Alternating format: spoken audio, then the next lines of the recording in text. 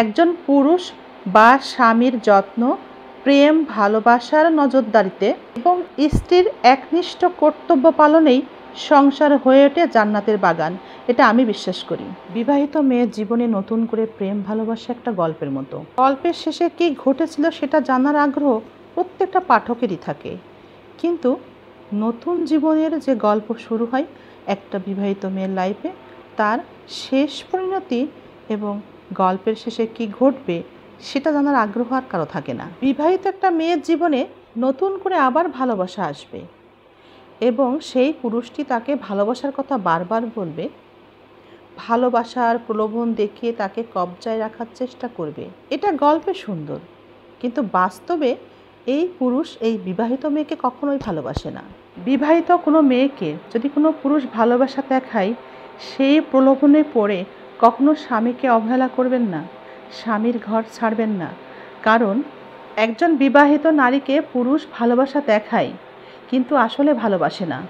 যখন আপনি বুঝতে পারবেন সত্যি সে আপনাকে ভালোবাসে না, তখন আপনার জন্য সেটা অনেক দেরি হয়ে যাবে। বিবাহিত নারী পুরুষের যে কোনো মধুর সম্পর্ক যদি গড়ে ওঠে, সেটা দেখে অন্তত আমরা উৎসাহিত হব না।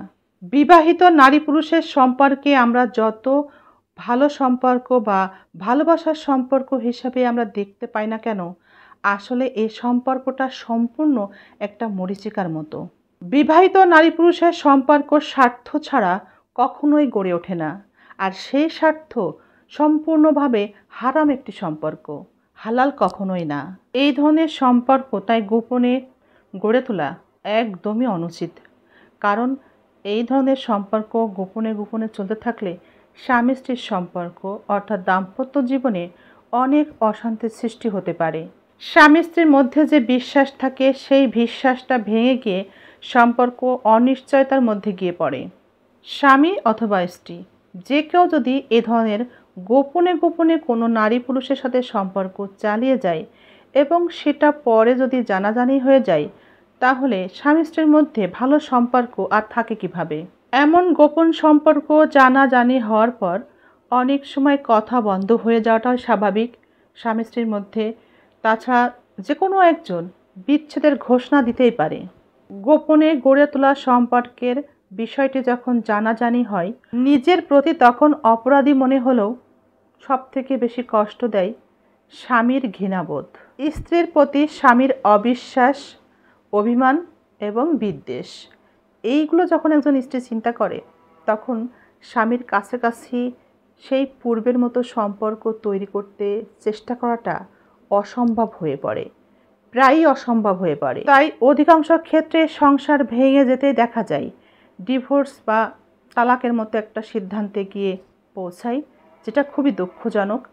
কারণ বৈবাহিক জীবনে সন্তান থাকে, তাদের একটা ভবিষ্যৎ আছে, সেই চিন্তা করে অন্তত নিজেদের চরিত্র, অনুভূতি, আবেগকে কন্ট্রোল করা উচিত, নিয়ন্ত্রণে রাখা উচিত। এই ধরনের অপরাধমূলক সম্পর্কে যখন নারী পুরুষ যে কোনো একজন জড়ায়, তখন দাম্পত্য জীবনে সেই পূর্বের অবস্থায় পরবর্তীতে আর ফেরা সম্ভব হয় না। কেঁদে কেটে হাতে পায়ে ধরেও পরবর্তীতে আর কোনো লাভ হয় না।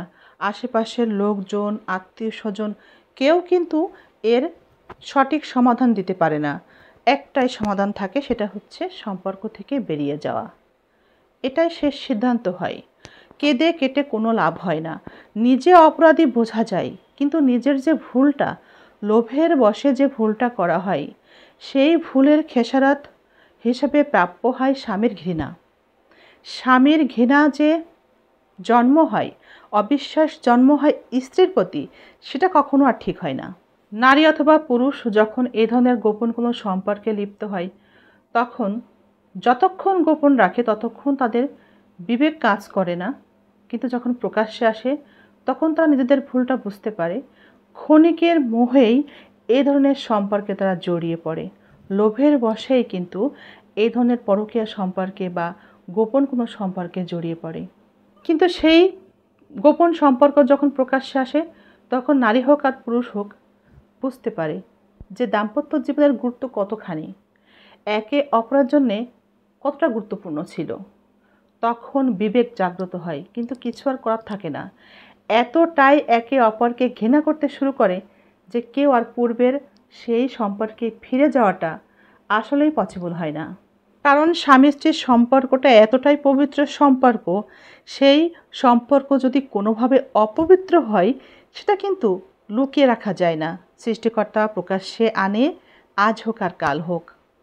তাই বিশ্বাস যদি একবার ভেঙে যায় স্বামী স্ত্রী একে অপরের উপর থেকে, সেই বিশ্বাসটা ভেঙে যাওয়ার কারণে যে কোনো একজন মানসিকভাবে ভেঙে পড়ে। তাই পুনরায় সেই বিশ্বাস ফিরিয়ে আনাটাও পসিবল হয় না।